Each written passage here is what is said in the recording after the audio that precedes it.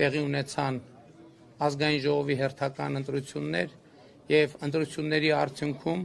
հաղթել է քաղաքացիական պայմանագիր կուսակցությունը, որը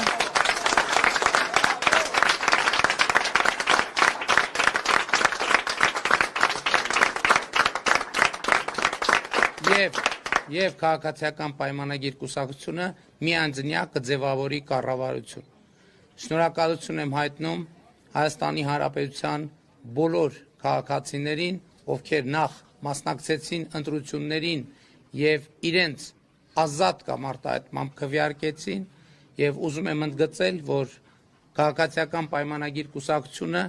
2021 թվականի համեմատ ստացել է Հայաստանի Հանրապետության ավելի մեծ թվով քաղաքացիների ձայնը, ավելի մեծ թվով քաղաքացիների վստահության քվեն։ Սա պարտավորեցնող է եւ նշանակում է, որ Հայաստանի Հանրապետության քաղաքացին տեր է կանգնել պետությանը, տեր է կանգնել անկախությանը, տեր է կանգնել